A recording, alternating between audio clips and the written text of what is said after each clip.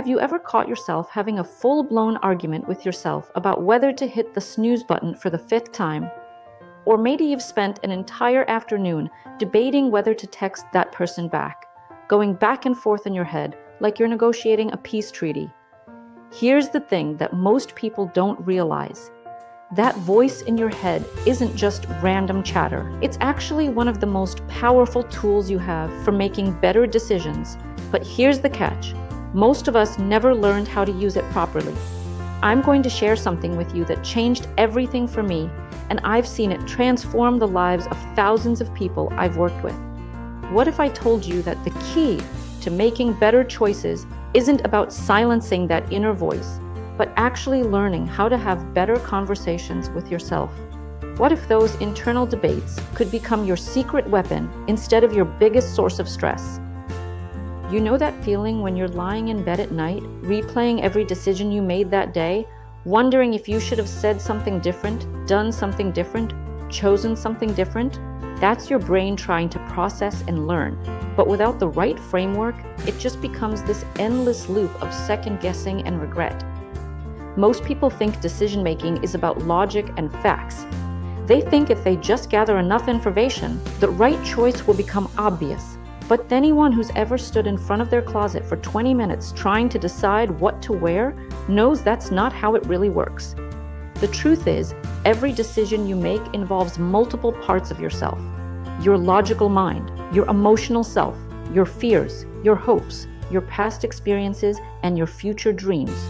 And these different parts don't always agree. Think about the last time you had to make a difficult choice. Maybe it was whether to stay in a relationship that felt comfortable but not quite right. Maybe it was deciding between a safe job and a risky opportunity. Maybe it was something as simple as whether to order the salad or the burger. What happened in your mind? I'm willing to bet you heard different voices, one saying go for it, another saying play it safe, maybe a third one throwing in some guilt or fear for good measure. Here's what's fascinating about this process. Most people experience this as chaos, as confusion, as a sign that they don't know what they want. But what's actually happening is that different parts of your psyche are trying to protect you and help you get what you need. The problem isn't that you have these different perspectives. The problem is that you've never learned how to facilitate a productive conversation between them. Let me paint you a picture of what usually happens. Your logical mind presents all the facts and figures. Your emotional self jumps in with how you feel about each option. Your inner critic starts listing all the ways you could mess this up. Your optimistic side starts dreaming about best-case scenarios. Your fearful side starts catastrophizing about worst-case scenarios. And meanwhile, you're sitting there feeling overwhelmed and paralyzed because all these voices are talking at once, and none of them are listening to each other. Sound familiar? This is why so many smart, capable people struggle with decision-making. It's not that they lack intelligence or intuition. It's that they've never learned how to organize their internal dialogue in a way that actually serves them. But what if you could change this? What if instead of feeling torn apart by conflicting thoughts and feelings, you could learn to orchestrate them like a skilled conductor leading a symphony? What if you could turn that chaotic internal debate into a structured negotiation that actually helps you make choices that align with who you are and what you want? The first thing you need to understand is that all those different voices in your head exist for a reason. They're not trying to torture you. They're trying to help you survive and thrive. Your inner critic, as annoying as it can be, is trying to protect you from making mistakes or looking foolish. Your optimistic voice is trying to help you see possibilities and stay motivated. Your emotional self is giving you important information about what feels right and what doesn't. The problem comes when these voices operate without any coordination or respect for each other. It's like having a board meeting where everyone talks at the same time and no one listens. Nothing productive gets accomplished, and everyone leaves feeling frustrated. So, how do you change this? How do you turn internal chaos into internal collaboration?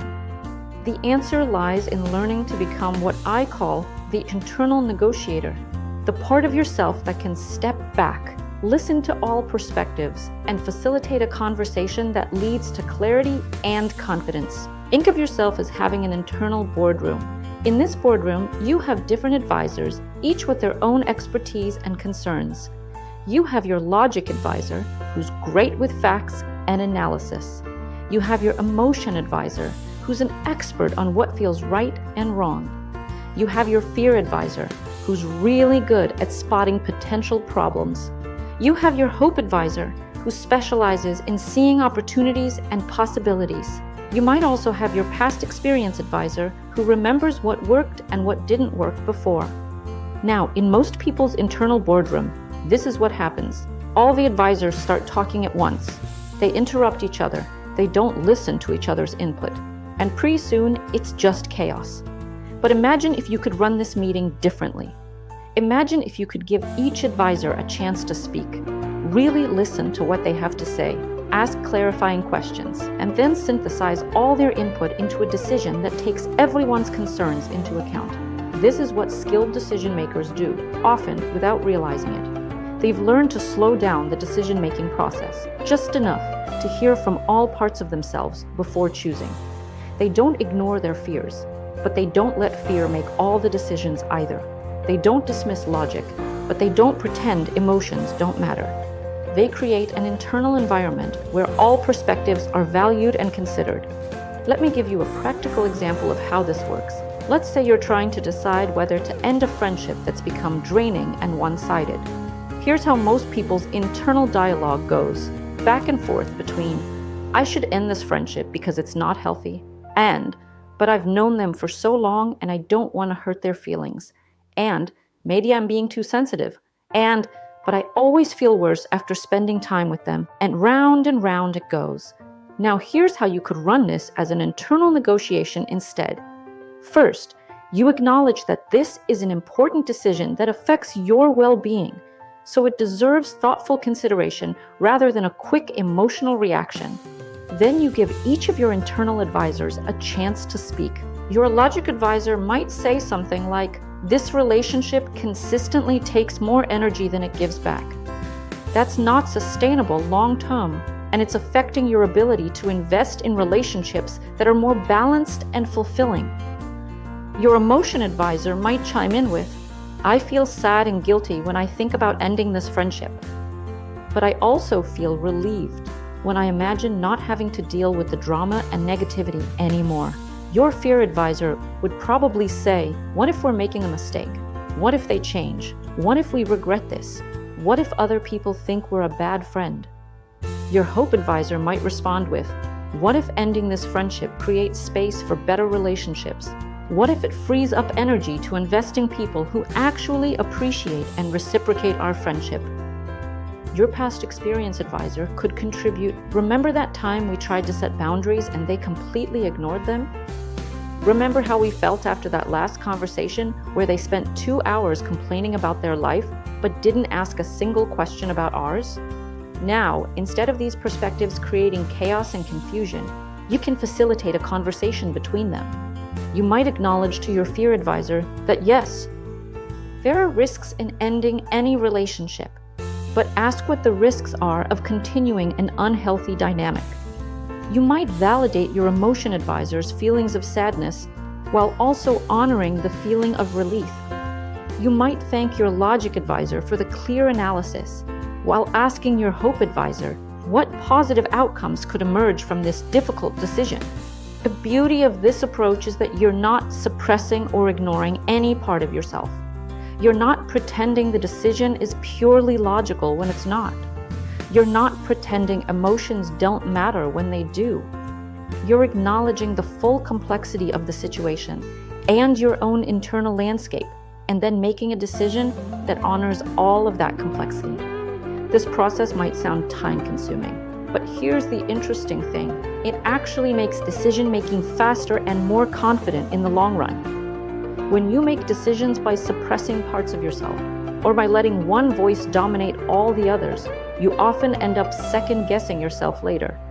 You make the logical choice, but feel terrible about it. Or you make the emotional choice, but then worry you're being irresponsible. You make the safe choice, but feel restless and regretful. Or you make the risky choice, but feel anxious and unprepared. But when you make decisions through internal negotiation, where all parts of yourself have been heard and considered, you feel much more confident and committed to your choices. You might still feel nervous about a big decision, but you don't feel conflicted about it. You know you've considered all angles and made the best choice you could with the information and resources you had at the time. If you're finding this helpful, I'd love for you to hit that subscribe button and ring the notification bell so you don't miss future videos where we explore more tools for understanding yourself and making choices that align with who you're becoming. Now let me share with you some specific techniques for becoming a better internal negotiator. The first technique is what I call the perspective pause. This is a simple but powerful practice where, before making any significant decision, you literally pause and ask yourself, what are all the different perspectives I'm hearing about the situation right now? Don't try to solve anything yet. Just listen. You might be surprised by how many different voices are weighing in. Some people discover they have a people-pleaser voice that always wants to choose whatever will make others happy. Some people find they have a rebel voice that wants to do the opposite of what's expected. Some people notice they have a perfectionist voice that's terrified of making the wrong choice. Some people realize they have a scarcity voice that always assumes there's not enough time, not enough money, not enough opportunities. The second technique is called voice mapping. This is where you actually write down or mentally note which voices are speaking and what they're saying. You might write something like, logic voice says the numbers don't add up. Fear voice says, what if it doesn't work out? Excitement voice says, this could be amazing. Practical voice says, let's think about timing. This helps you see patterns in your decision making and notice which voices tend to dominate and which ones get ignored. The third technique is the advisor interview. This is where you actually have a conversation with each of your internal advisors, asking them questions like, what are you most concerned about here? Or, what would you need to feel good about this decision? Or, what information are you working with that others might not be considering? You might discover that your fear advisor has some legitimate concerns that can actually be addressed with good planning. You might find that your logic advisor is working with outdated information. You might realize that your emotion advisor is picking up on something important that the other voices are missing. The fourth technique is what I call the integration question. After you've heard from all your advisors, you ask yourself, how can I make a decision that honors the wisdom of all these perspectives? This doesn't mean you have to make everyone happy. That's usually impossible. But it means you look for solutions that address the core concerns raised by each voice. Sometimes this leads to creative solutions you wouldn't have thought of otherwise. Maybe, instead of choosing between the safe option and the risky option, you find a way to take a calculated risk with a good backup plan. Maybe, instead of choosing between what you want and what others expect, you find a way to communicate your needs while still being considerate of others. Now, I want to address something that comes up a lot when people start practicing internal negotiation. Sometimes you'll find that one of your internal voices is particularly loud, persistent, or demanding. This might be your inner critic that never thinks you're good enough, or your fear voice that sees danger everywhere, or your people pleaser that can't stand the thought of anyone being upset with you. When this happens, it's tempting to try to shut that voice down or argue with it. But here's what I've learned. The loudest voices are usually the ones that feel most unheard or most afraid. Instead of fighting with them, try getting curious about them. Ask that demanding voice, what are you trying to protect me from? Or, what would you need to feel safe enough to trust my judgment?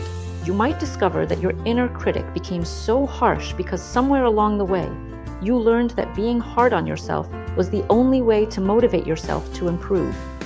You might find that your fear voice is so loud because you've been through experiences where you felt unprepared or caught off guard. Understanding the origins of these voices can help you work with them more compassionately and effectively. Here's another crucial aspect of internal negotiation: timing. Not every decision needs a full boardroom meeting. If you're deciding what to have for lunch, a quick check-in with your hunger cues and your health goals is probably sufficient. But if you're deciding whether to move to a new city, whether to have children, whether to change careers, whether to end a relationship. These are decisions that benefit from a more thorough internal consultation. Part of becoming a skilled internal negotiator is learning to match your decision-making process to the significance of the decision. Small decisions can be made quickly with minimal internal consultation. Medium decisions might benefit from a brief check-in with your main advisors.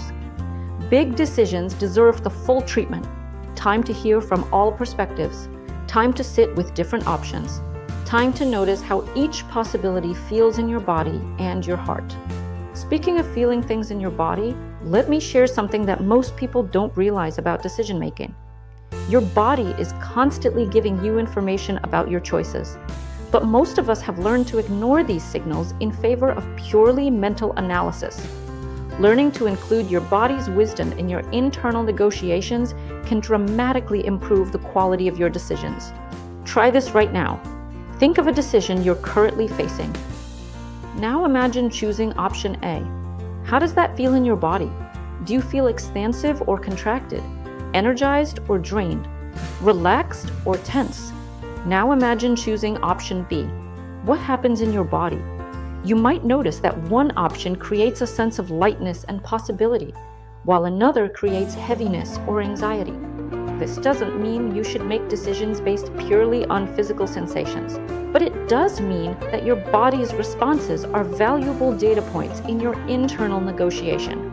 Your body often picks up on things your mind might rationalize away or overlook. I want to share a story that illustrates how powerful this approach can be. I was working with a client who was struggling with whether to leave a job that looked great on paper but left her feeling miserable every day. Her logical mind kept saying, "You should be grateful for this job. It pays well, has good benefits, looks impressive on your resume." Her fear voice was saying, "What if you can't find anything better? What if you're making a huge mistake?" Her people-pleaser voice was saying, "Your parents will be so disappointed if you leave such a stable position." But when we did the internal negotiation process, some other voices emerged. Her authenticity voice said, "I feel like I'm pretending to be someone I'm not every day at this job."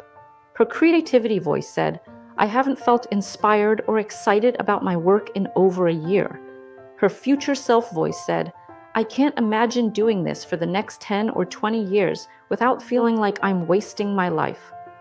Through the negotiation process, she was able to find a solution that addressed everyone's concerns. Instead of just quitting impulsively or staying miserably, she created a transition plan. She started networking and building skills in the area she was actually passionate about, while still maintaining her current income. She had honest conversations with her parents about her values and long-term happiness. She built up a financial cushion so her few voice could feel more secure about the transition. 6 months later, she made the career change with confidence and excitement instead of fear and desperation. The decision-making process had transformed what could have been an impulsive leap or a lifetime of regret into a thoughtful, strategic move that honored all parts of herself. This brings up another important aspect of internal negotiation: patience. In our fast-paced world, we often feel pressure to make decisions quickly. But some decisions genuinely benefit from time and reflection, not procrastination. That's different. I'm talking about giving yourself permission to live with uncertainty for a period while you gather information, both external and internal. Sometimes the best thing you can say is, "I need some time to think about this," or "Let me sit with this for a few days and get back to you." This isn't indecisiveness, it's wisdom. It's recognizing that hasty decisions often create more problems than they solve, while thoughtful decisions tend to lead to better outcomes and fewer regrets. Of course, there are times when you have to make quick decisions with limited information. In these situations, you can still do a rapid internal check-in. Ask yourself, what feels most aligned with my values right now? Or, which option would I be most likely to regret not trying? Or, what would the wisest version of myself do in this situation? Let me share some common patterns I see that get in the way of good internal negotiation. The first is what I call the dominant voice syndrome. This is when one of your internal advisors has basically taken over the boardroom. Maybe your logical voice drowns out all emotional considerations. Maybe your fear voice vetoes every opportunity. Maybe your people pleaser voice makes every decision based on what others want rather than what you want. If you recognize this pattern, start by acknowledging the wisdom of your dominant voice while also inviting other perspectives to the table. You might say something like, "I really appreciate how my logical mind helps me think through practical considerations, and I'd also like to hear what my intuitive self thinks about this situation." The second pattern is analysis paralysis. This is when your internal negotiation goes on forever because you're trying to achieve perfect certainty before making any decision. The truth is, most decisions involve some degree of uncertainty and risk. The goal isn't to eliminate all doubt. It's to make the best decision you can with the information and wisdom you have available right now. If you find yourself stuck in endless analysis, try setting a decision deadline. Say, "I'm going to gather input from all my advisors, and then by Friday, I'm going to make a choice and move forward." This creates healthy pressure to stop analyzing and start deciding. The third pattern is emotional hijacking. This is when one strong emotion takes over and makes the decision before your other advisors have a chance to weigh in. You might make decisions from anger that you regret when you calm down, or from fear that keep you stuck in situations that aren't serving you, or from excitement that leads you to overcommit or overlook important practical considerations. If you notice this happening, try the 24-hour rule for any significant decision. Tell yourself, "I'm feeling strongly about this right now, and I want to sleep on it before I commit to anything." This gives your other internal advisors time to provide input and prevents you from making decisions you might regret. Now, I want to address something that might be coming up for some of you as you listen to this. You might be thinking, "This sounds complicated," or "I don't have time for all this internal consultation," or "Sometimes you just have to make a decision and move on." And you're not wrong. This approach does require some time and practice to develop. But here's what I want you to consider. How much time and energy do you currently spend second-guessing your decisions, dealing with the consequences of choices that didn't work out, or feeling stuck because you can't decide what to do? Most people spend far more time and energy dealing with the aftermath of poor decisions than they would spend making better decisions in the first place. Learning to negotiate with yourself effectively is an investment that pays dividends in every area of your life. Better decisions lead to better outcomes, less stress, more confidence, and fewer regrets. The time you spend developing this skill will come back to you multiplied many times over. I also want to share that this process gets faster and more natural with practice. At first, consciously facilitating internal negotiations might feel awkward or time-consuming.